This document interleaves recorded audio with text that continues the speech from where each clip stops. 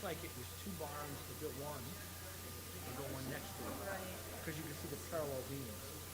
But we never really, it usually was full of hay when I grew up, so you never really could look and see all the, all but those. now it's empty and, of course, the birds have taken over. Right, and that's what's happening. And it's going to fall down. It probably won't survive another 10 years. That's one of the unique features of our agricultural history that's going to be gone. But the beams are, in there. Isn't that amazing? Yeah, I don't know if they're hardware stuff. Hello. Whoa! Oh, I forgot to bring over the painting. So don't be afraid to sit up front and to this way, because you can only see, you got to be able to see the screen. And some of the letters are small. Hey, Ruth? Sorry, Larry. You might want to sit over here. Yeah. Just because you got to see the screen, right? So. Oh, shoot. Is it okay? Okay. There you go. That's the best seat right there.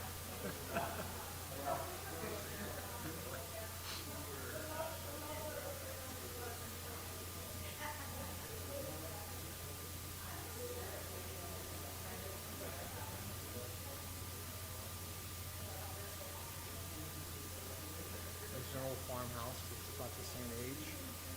It's still, it's been renovated many times. The houses are standing, but the barns, they're too expensive to renovate. Yeah. And nobody my dad uses passed, but he always would say, if you want a barn to stay up, you got to keep a good roof on it. And they put a good roof on it. It had a good roof. So it's still, there's corners that are slipping. And You go on the corner of Strong and Boughton Hill is the O'Neill barns, and they got new roofs on them over the last 10 years. The barns themselves are really not in great shape, but they've got a roof on them. it helps. It really does help. And we had another barn that was built right around the turn of the century, 1900. And it was built into the side of the hill. Yep. And it was cut lumber, so it wasn't all the big beams, it was smaller beams. But they built it really tall, and you could drive in the third floor. So you could drive in with a wagon, and you could just throw the hay. So it was a wonderful barn for hay, because you didn't have to use an elevator, you just go up the top and do it up. But that barn slowly was doing this. And about 15 years ago, Minster. My dad was kind of embarrassing to carry. I wish we could afford it. Oh, a lot of people like that barn wood. Well, we tried to get someone to come and take it down. They came and looked at it. It's too dangerous. It's too, the Amish would do that. Right. It was, at that point, it was, this way. And it hadn't collapsed totally. But it lasted another 10 years. But we couldn't really use it. I'm surprised that now insurance companies are getting on homeowners if they have trees that are overhanging their homes, or if they have other buildings that are not safe, because if they do hurt somebody, they're going to be liable.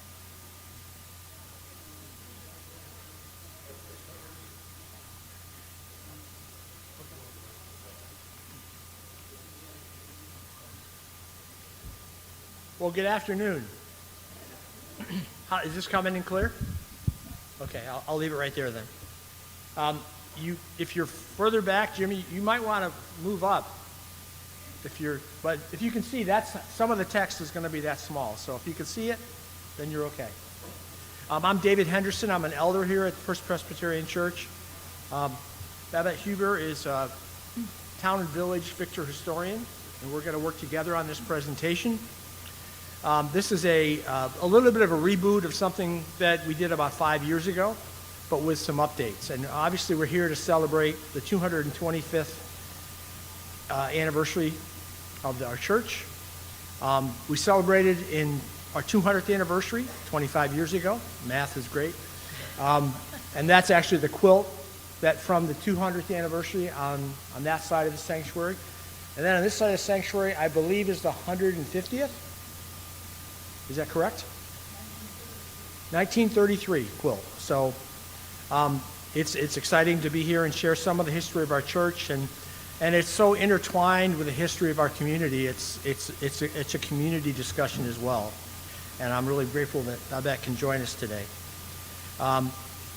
This is a story about the founding of the first religious organization in this community that really followed the first settlers from New England that came out here after the American Revolution. And we could spend a lot of time on what precipitated that, but maybe not today. But there's a lot of history here, obviously with Ganondagan up the hill, a lot of history of the Native Americans that would be an equally valid thing to talk about. So your Presbyterian community was founded 14 years before the town of Victor. The town of Victor used to be part of the town of Bloomfield, and when the Boughtons came here in 1788, they founded their town on Boughton Hill, and that's why it's called Boughton Hill. And also your church was founded 81 years before the village of Victor was incorporated. So you have the very first, the earliest religious history in this community. Next slide. So I want to acknowledge some really important sources here and references. First of all, a historical sketch that was done by Reverend Clarence Backus, one of our ministers of the 19th century, and that's actually available as an archive in the Library of Congress. A book by Lewis Fisher on Victor, the history of the town. A book by Babette that was published in 2012. And also Linda Smith, our church historian, who's brought together a lot of archive material here for us today. Next slide. So this is a picture of Olive and Jared Boughton. This is in quite a few of the resources, including Fisher's. Obviously, this wasn't when they first came here. This must have been 50 years later, whenever the first photographs were possible. And they came here by sled in the middle of the winter with a young child and a infant, I believe.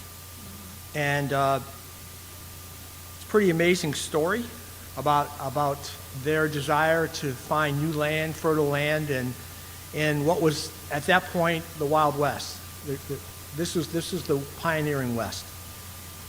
And in 1790, the year after they came, or the same year they came, there was a census taken. Total population of the community was 20. The entire population of Western New York, west of Geneva, was 1,084 people. This is a map I annotated from 1796, showing New York State and the journey that they took from West Stockbridge, Massachusetts, to Victor, New York. And I'm not sure the route. We can, maybe Babette has more on this, but it could have been a northern route, it could have been a southern route. We know that they went across Cayuga Lake. Today it takes perhaps 3.5 hours by car, maybe 4. And but it took them 16 days by sleigh and horse. So I want you to imagine that you are a young couple with a 2-year-old and a 2-month-old, and it's 1790, and you are traveling from Massachusetts, and you're going from Massachusetts across New York State to this place called Victor that you've never been to. There aren't any roads. You're a young wife and mother, and you have a 2-year-old and 2-month-old. You're not staying in any hotels. You're not going to Wegmans. So it was quite a journey. Like Dave said, 16 days. And they did it in the winter because they thought it would be a lot easier to go on a sled than with a horse-drawn wagon through woods, etc. And then they go over frozen streams and lakes. Well, it was a mild winter, so it didn't always work out. it was a really difficult journey, and you kind of have to give them a lot of credit for sticking with it and coming to Victor. 1790, and then they settled on Boughton Hill.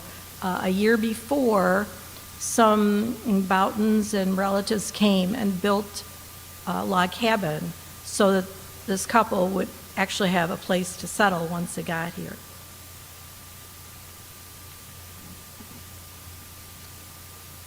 Next slide. So this is some notes from Bacchus about the first major gathering of the church, recognizing this church as the 5th oldest church organization in Western New York. We're behind Palmyra, Lima, Geneseo, East Bloomfield, and then Victor, but all pretty darn close together. Claimed by Fisher is that there were 400 people that were in attendance when they officially founded the church and created the organization that's the legacy we have today. Up until the early 1800s, there were meetings in houses and barns of the members. And obviously, it was a big deal on Sunday to get your horses out, get your family in a wagon or a sleigh, and get to church in a place that may or may not have been heated. And so I'm sure there was a lot of people mingling around stoves or fires to keep warm. But it was a clear social event of the week and very important for many people. The first house of worship was up on the hill. So if you go up Moore Avenue to the top, that's where the Proprietor's meeting house was. That wasn't something I was aware of till I did this research. I thought it was on Main Street, but it's actually up on the hill, and there's really not much of anything left, but maybe Babette has more on that. The details I have are shown here. 1805, 1806. It was a shared building, and so I can imagine over time that there were conflicts, constraints, disagreements about how the building should be shared, who should pay for its upkeep, and Babette, I'll let Babette. So Dave's right. When people first came to the town of Victor, there were no separate church buildings. So they built this Proprietor's house, and all the faiths did share it together. The building was on what was known as Webster Heights. And if you have lived in Victor a long time, you know that Webster Heights is the hill that is on top of Moore Avenue. Moore Avenue is between, I call it the old bank building, the 3-story building on the corner of Main Street. And so Moore Avenue goes between that building and what I call the Gallup store where Hopper Hills is. So it goes up the hill. And the Proprietor's Meeting House was built there, but by the late mid-1800s, other churches started to be built, yours being the first, probably taking some of Dave's stuff away from him. The building was demolished, but 2 houses, which are still standing on Webster Heights, were built from that wood.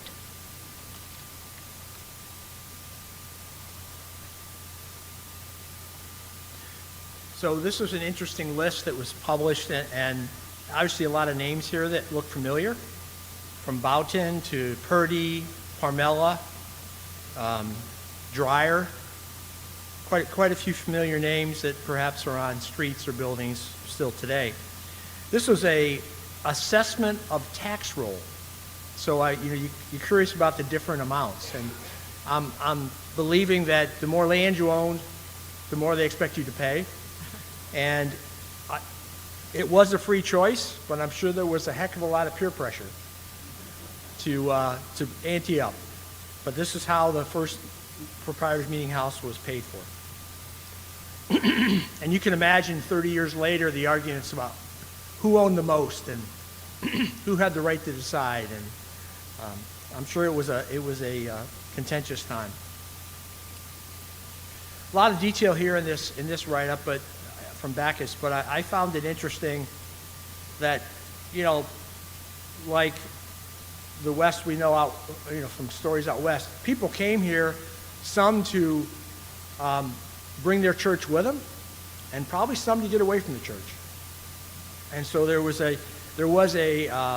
some actions taken.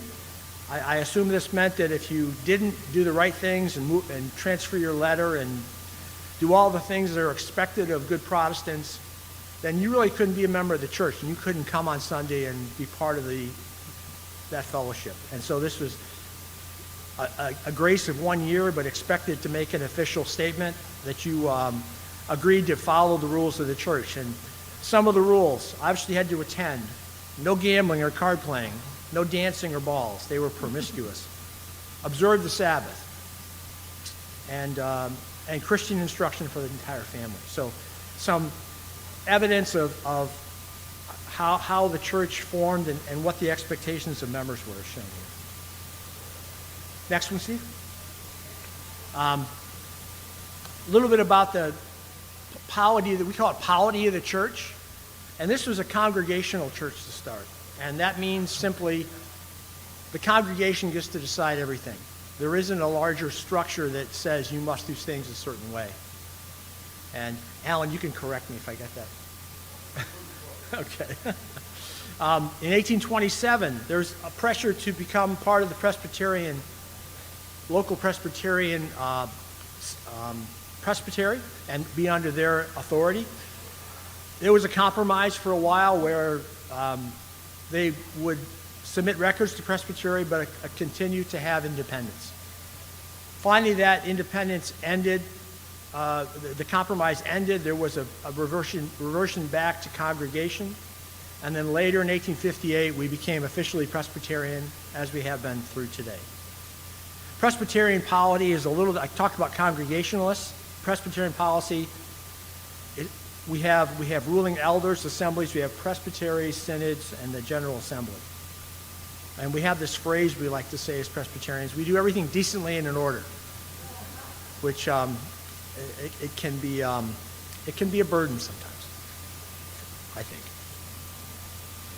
A little bit more about the church today. Presbyterian Church USA that we're part of, it's 8,704 congregations, 1.1 million active members. We're in the Synod of the Northeast. It's based in Syracuse. That's 27 presbyteries, 977 churches. And then in the Presbytery of Genesee Valley, we have 55 churches in the surrounding 5-county area. And today at our church, we're about 200 members. We have seen some decline since COVID. By the way, if you have any questions as we go through this, feel free to raise your hand or just shout it out. Yeah.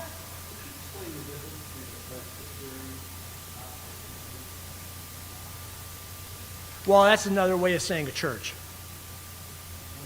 Gospel community. Presbyteries are the organization of many, many churches. They just use gospel communities in this, right? Which is, I think that's because some of the communities may not have a building. They may just be using someone else's church or something. I'm not sure. Yeah.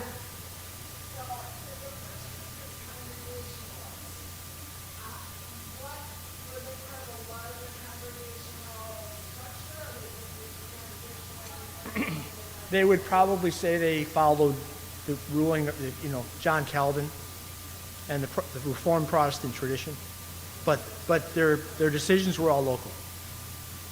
You would not have had a committee on ministry if we were Congregationalists.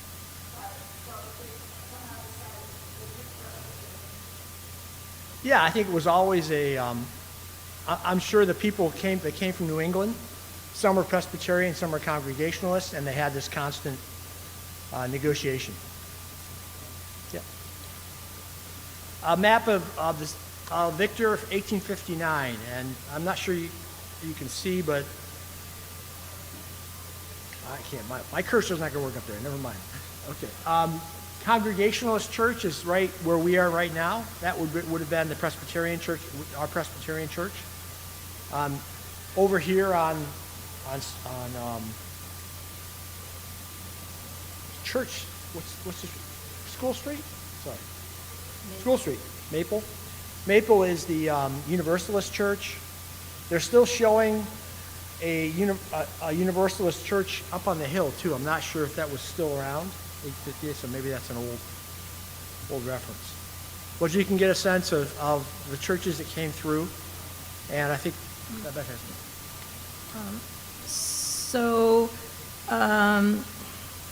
the Episcopal Church was actually built above Andrews Street, and it was established in 1871.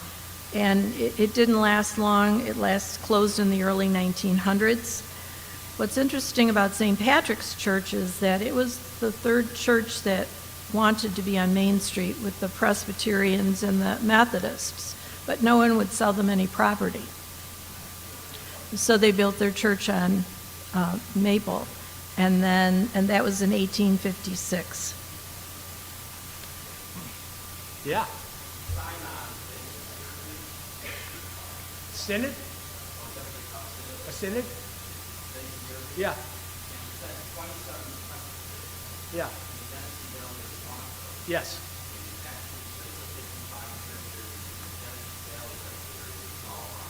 Yes. Yeah.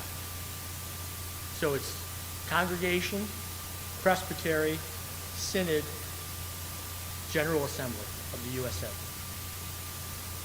Yeah.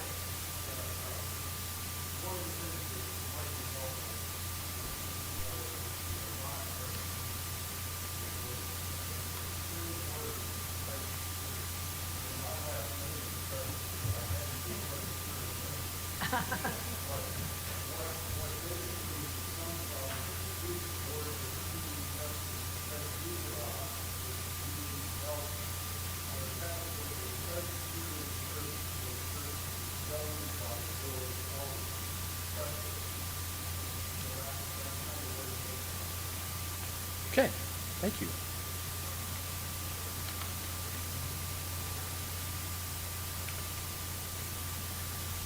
A little bit about this church. This building was first constructed 1832. You can see some of the facts. Land was donated. I'm sure it was the biggest, tallest building for miles around when it was built. I can imagine it being surrounded by forests, and although by then maybe a lot of the trees were cut down. This there was ongoing construction. $3,500 to start. Perhaps a lot of donated materials. Whiskey payments were prohibited, but they did get lunch every day. You get paid in whiskey. You get your, I don't know.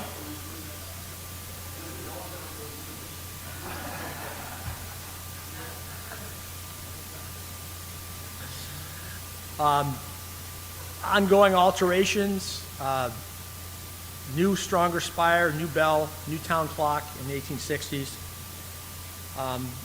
I'm not sure, but at some point things got reversed. It used to be that the altar would be behind us and this would be the back of the church, but at some point it got flipped, and I'm not sure when. I thought this was important to note. This was a church that stood against slavery in December 1843. Some things that seem obvious today, but were perhaps controversial at the time. I don't know how many people were slave owners in this community. It was generally not many, but I'm sure there were slaves in this community. I'm sure there were slaves that maybe helped build this building.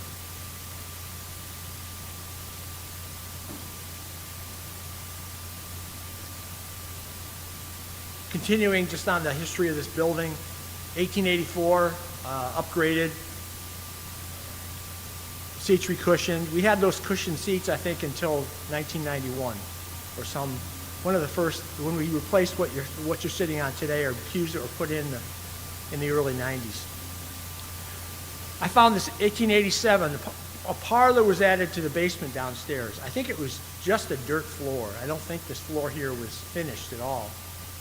And a basement with glass partitions, calcined ceilings and walls, kerosene lighting and furniture. Very modern. And does everybody know what calcine is? So if you've ever been in a barn and you've seen the whitewash, it was called. That's what calcine is. It's basically lime and water and you spray it on the walls. So it's a paint that just sort of sticks, but not really a paint. It's sort of it just makes things clean and not so dusty. That's true in this picture.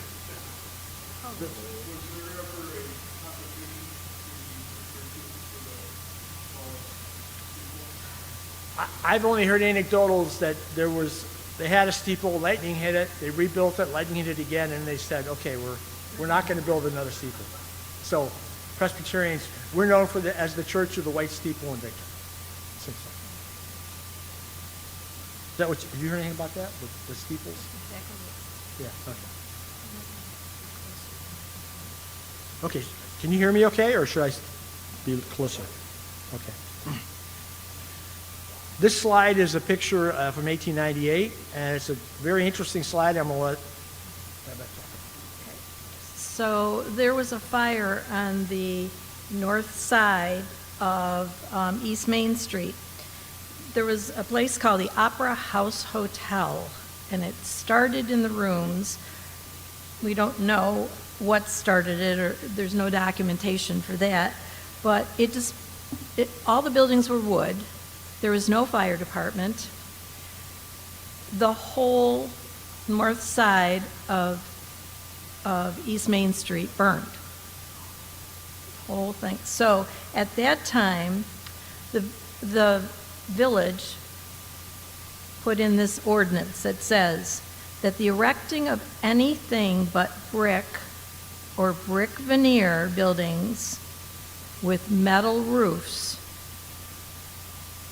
will commence, starting with Thomas Heenahan's lot, which is now Apparel Printers, on the north side, all the way to the west line of Pym and Ketchum lot, which is the area where Giovanni Glacy used to have his food cart, and all the intervening properties.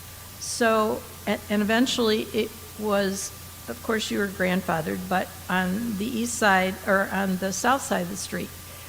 So all the buildings that are between those on the north side of East Main and the south side have to be made of brick. And you notice that, don't you? They're all brick. And even when the Malone building burned in 1980, I believe, the building that was rebuilt was made of brick. Do they still require steel with metal roofs? No, Bob, they don't still require metal roofs, no. Okay. So if we ever burn down, we have to build a brick church. You will never burn down. You have somebody very important protecting you.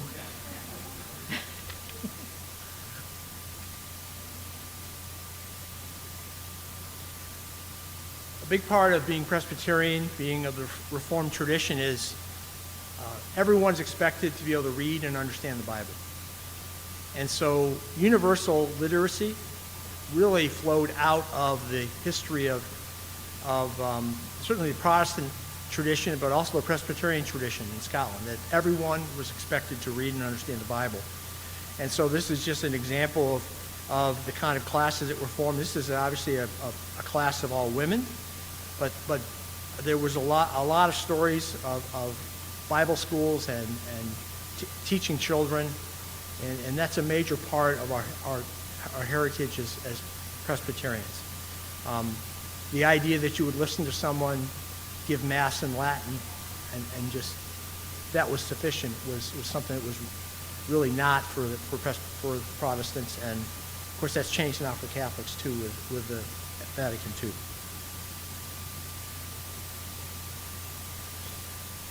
list of pastors from through 1875. 18 pastors, 76 years. Average time was about 4.2 years. It's a very dynamic time. I was struck by how quickly people came and went.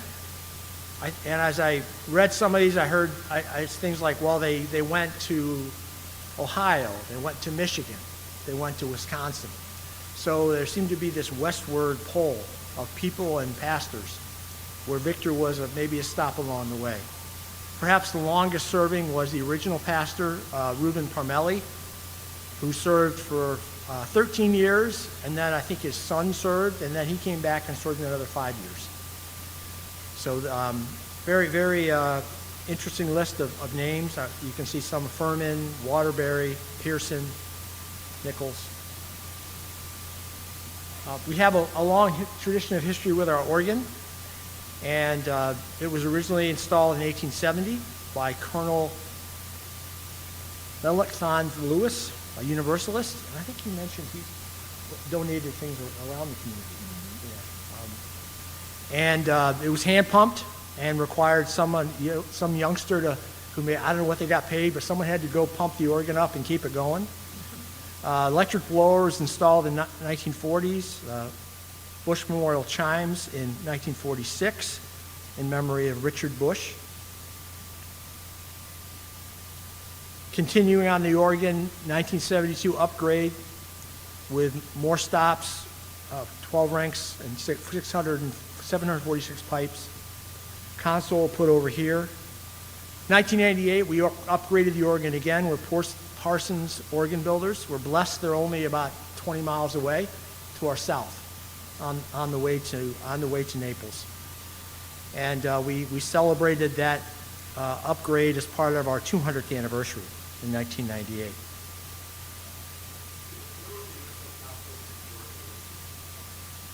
I don't know. Original organ console, where was it?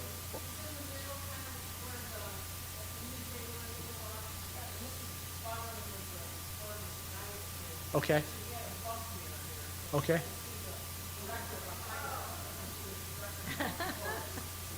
Cool.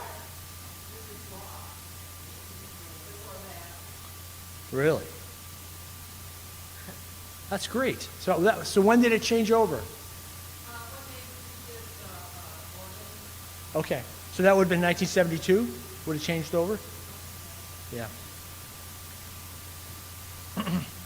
This is an interesting picture that created a bit of a puzzle. You know, it talks about the town centennial, 1889. It talks about George Washington in the picture, and it's, of course, a big celebration. And I think that in this case, it looks like that's still the altar in the back of the church. But I know Babette has some comments on this. The town was incorporated in 1812, so this didn't make sense to Dave and I, 1789, 1889, until I thought about the first settlers here arriving in Victor came in the spring of 1789, and that was Enos Boughton and his brother Jared and their cousin Horatio Jones. They came to Boughton Hill to plant crops, to build log cabins for the settlers that were going to be coming from Stockbridge, Massachusetts, mainly their relatives. So their father had bought in 1788 the town of Victor. It wasn't the town of Victor then, it was just a 6-mile square piece of property for 20 cents an acre. Yeah.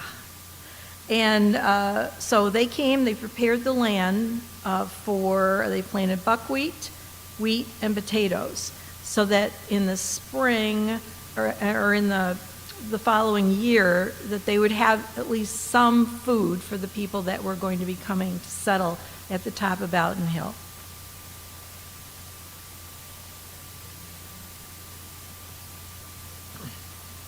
Some other interesting church actions in the late 1800s.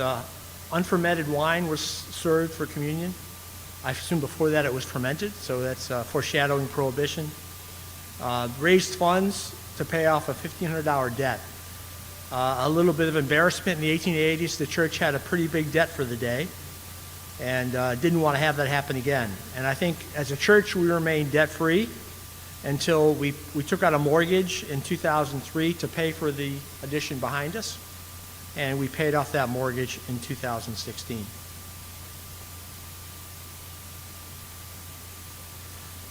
Couple pictures of us replacing a cracked bell in 1921, and with some familiar background pictures of different buildings that are, some are there, some are no longer there. Also, I want to note the how they did it with a very simple axis of a crane, and I assume winches and pulleys. You can see a person standing up on top of the tower on the right-hand side. So as we keep this in mind, there's a future slide about how we paint the steeple today. Methodist Church still has their steeple here. Some other history behind the church used to be sheds where people would park their horses and their wagons during the service. That was torn down in 1969 and is now the Village Hall. But it also means that as a church we have really wonderful municipal parking that's kept maintained and kept by the village. Former manse looks familiar for Alan. That's that was built in 1968, I think by Lyman Strait, right? And before that, we had a manse that was, sorry, I'm going in the wrong order. 1868, the manse was next door. So that used to be the manse for the church next door. It's been owned by several people since then. There was a manse that was just up the street on Church Street that was purchased for a while and used by pastors. 1965, Lyman Strait built the house that we had, and in 2010 we sold that manse on Hillcrest. It turns out today pastors have a significant tax advantage when they own their own home, and so having a manse is financially, it puts them at a disadvantage in terms of the wealth creation and their tax, how much they have to pay for taxes. So today we do not have a manse. We provide a housing allowance to our pastor, and that's how we pay them. Sarah Harrington is a famous person of the last century for many reasons. She was active, but she was very active in our church, and was the first female elder ordained in this church. In the 1930s, maybe for longer than that, there was a lot of stress around what was women's role in the church? And in the 30s, it became allowed and affirmed that women could be elders, and I'm not sure when they could become pastors, but certainly elders in the 1930s, and she was the first ordained woman in Victor. There's a story, a remembrance by Jenny Webster, a longtime member who passed away quite a few years ago, I think, about Sarah Harrington sitting where you are today, and the pastor's late, and people are looking around, and the pastor's very, and she gets up and she starts leading the service. So, and you have some more about Jenny. I can see Sarah Harrington doing that. She was a teacher, she was a principal, and then in 1919, when New York State mandated that each village and town have an historian, she became Victor's first historian, and she was in that position for 10 years. I'm working on my 33rd, and I'm only like 43, so isn't that awesome?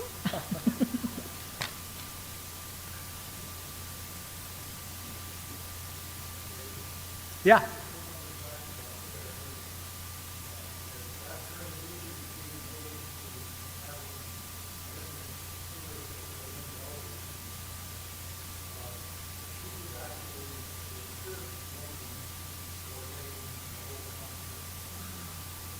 Wow, I didn't know that.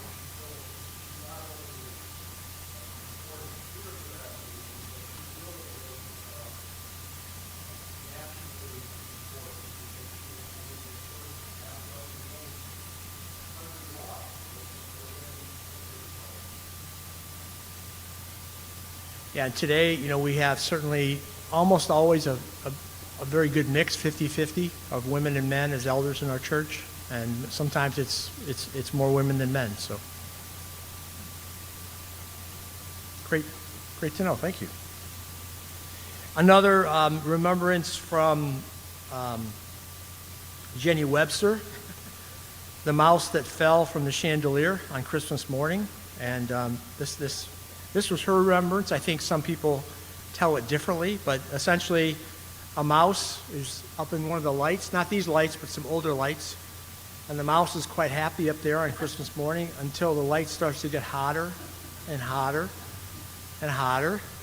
And the mouse is starting to run around the edge of the light, but it's still getting hotter and hotter. And eventually the mouse, and of course by then the congregation is completely ignoring what's happening up here and paying attention to the mouse. And the mouse either ends up in Esther Bennett's hat or her lap. And Al, maybe you have, what's your remembrance of this? And so it became a quite famous anecdote about Esther Bennett and the mouse and Christmas morning. Does anybody remember Jenny Webster? I don't really. You do? I think by the time I moved here in 91, she wasn't coming to church anymore. She was too old. A little bit. I think she was more homebound.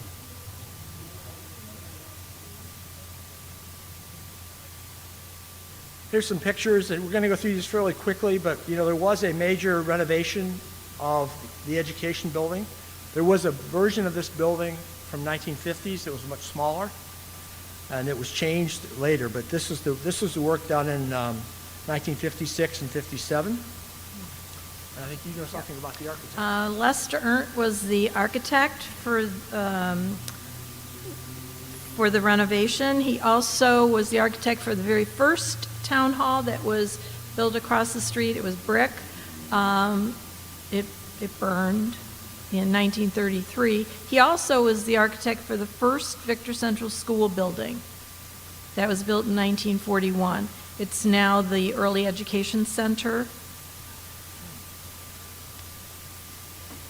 And some other familiar names that were involved: Alton Corbett, Marge and Harry Olney, James Bush.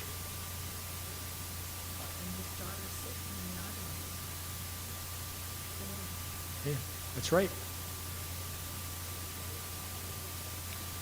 So I won't spend a lot of time on these. Some pictures building up the education wing. The final product. You can see behind it the garages are still there.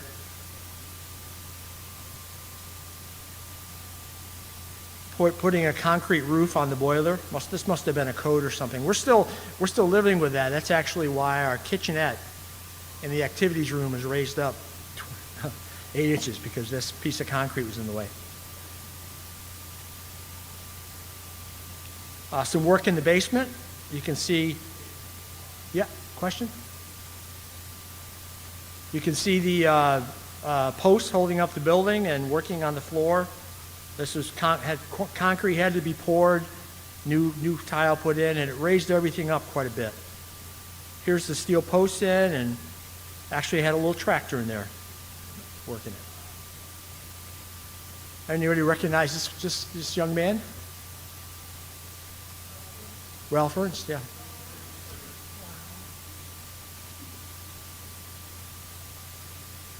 And this is a drawing of the renovated church.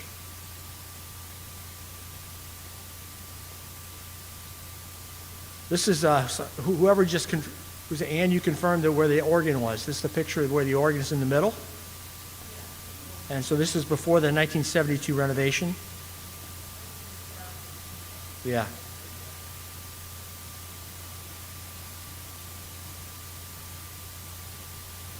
Jim Bush at our celebration of the 200th anniversary. and some of the things we did a special fundraising for, and the things we did as part of that celebration, our 200th anniversary fundraiser. Pipe organ, windows, Christian Ed director, and then the building expansion that came a few years later.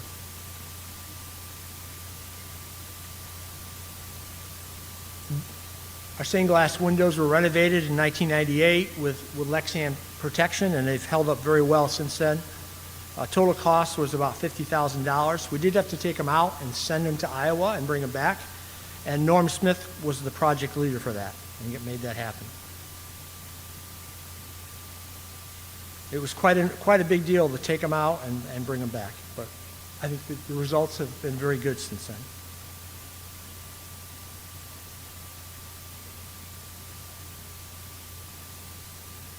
Building expansion, what you see behind us today was the result of some intense work from 1998 really to 2003 to create a design that would meet all the things that are listed here.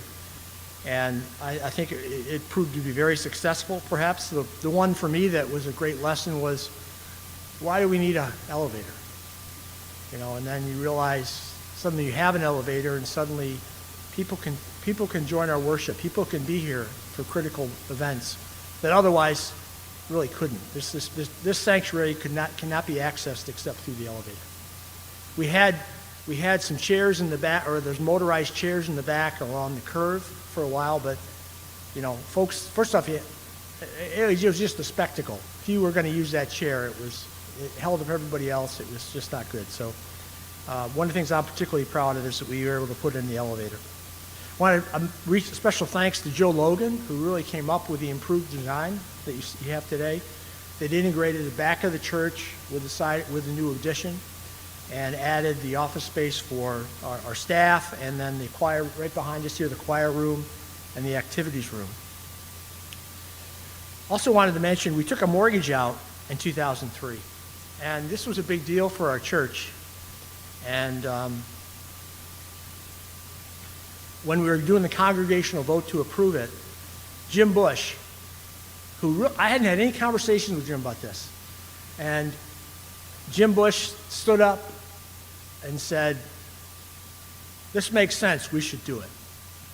And I was like, that is so awesome, because, you know, I'm sure for Jim, the maximum, you know, when he was involved with church finances, I'm sure the budget was $20,000 a year. And for him to say, yeah, $400,000 mortgage, we can do this, was very powerful, and I'm always appreciative that Jim did that.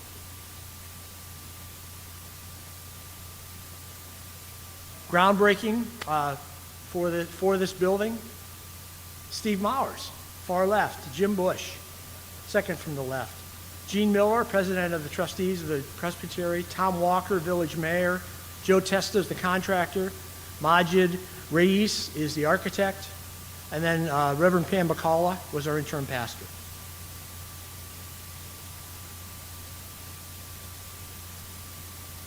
And I won't spend a lot of time on these pictures. These slides are available if you'd like them. I can definitely, we'll definitely share these.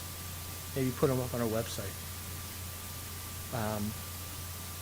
The church as it is today, again, with the side of the church now integrated with the back, so all the complex roof lines we had in the back and maintenance problems we had with different structures are all covered by this new building, and made maintenance and sustainability much better. Some of the work in process. Remember I showed you what it took to put a new bell in the steeple? For 220, well, since the 1830s, we've had a steeple that needed to be painted. And today we spend roughly $10,000 for a crane and painting the steeple every 10 years. I'm just wondering how this was done in 1850, 1870, 1880. But today, we bring in a crane, and then we've had cranes come in that work great, but they can't reach the last 10 feet. And so we end up with the top of the steeple not painted. We've had cranes that have been put on the sidewalk and actually broken the sidewalk. So this remains a significant ongoing investment to keep our church steeple white and beautiful. Yeah.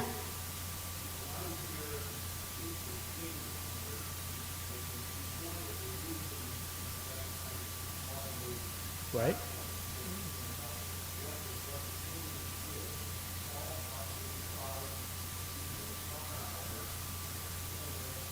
Okay.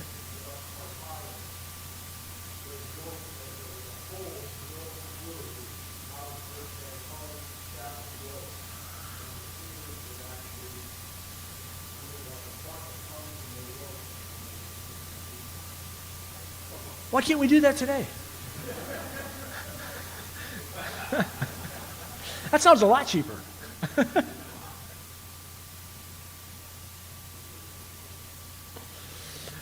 So here's a list of pastors from 1875 to 2020, and it's 20 pastors, 145 years, average of 7 years. So we have had more stable leadership in the last 100 years, 150 years, and I think it reflects changing times, and this does include through through Pastor Colin.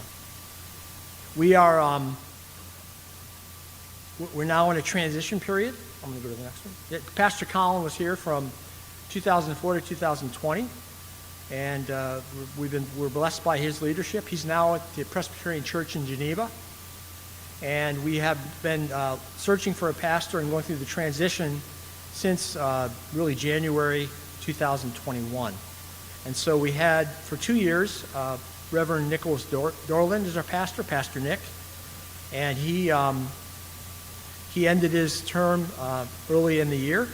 And then Pastor Jimmy and Pastor Joy joined us this year and are with us now until we have our new called pastor. And we're going to meet someone as a candidate next Sunday and make a vote on that. So it's imminent, this decision, and I think we've had a pastor nominating committee that's worked really hard on this. Thank you, and has come up with a great candidate who I have not met yet, but I've heard great things. We continue with our worship and Christian nurture as a focal point of our ministry, and with with the sacraments, with dynamic worship, with music, a choir. Sometimes we meet outdoors, but we also are in service to our community. We have, especially, probably the most visible thing we do is our community dinner. That's the second, third, and fourth Saturdays of every month. It's free from 5 to 6:30, and it's sometimes people from our church do it, but most of the time it's other organizations. It's the Catholic Church, Methodist, it's Girl Scouts, it's teams from Victor High School. So we're very blessed to have a list of people, a list of groups that are willing to support us in our community dinner. We also are actively supporting Family Promise of Ontario County, and that organization got started with the idea that people would actually come and live in our church. About one week out of 12, we would host families that would live in our facilities, and that was active for 2 years, 3 years, Rich? 7 years. Wow, 7 years. But when COVID came, that really wasn't possible anymore. And so now Family Promise has moved to a model where they have long-term rentals that they use for temporary housing for families. And they're committed to bringing families from homelessness to self-sustaining living situations where they can keep it. This is a picture of a tradition that we've had with Family Promise of a bed race with the team from a few years ago. And that was virtual, but during COVID. Now we're back in live and doing it on the dirt track at Canandaigua, mud and all. Another mission we support actively is the food cupboard, Victor Farmington Food Cupboard, and here's a picture of the van that's used. That, like everything in COVID, adjusted to a new reality of how do you bring people into a place and how do you serve them. Sometimes the food has to be taken to people.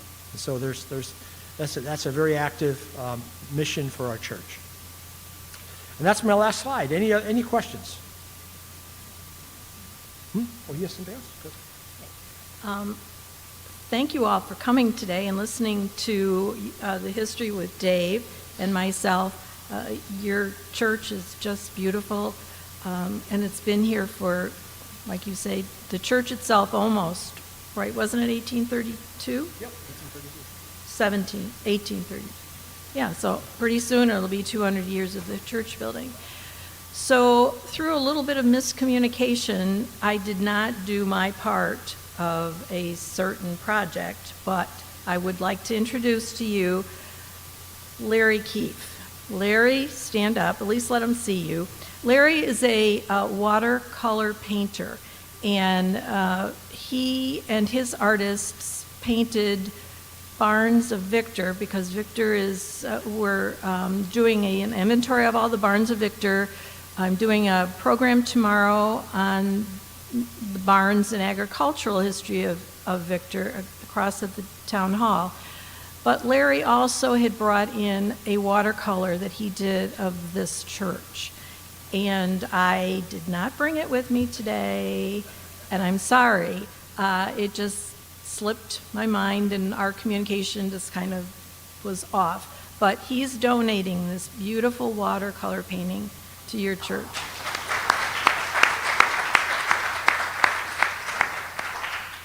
That's awesome. Thank you. It is. Well, that's good to know. Any other questions? Thank you for coming. Really, this was fun.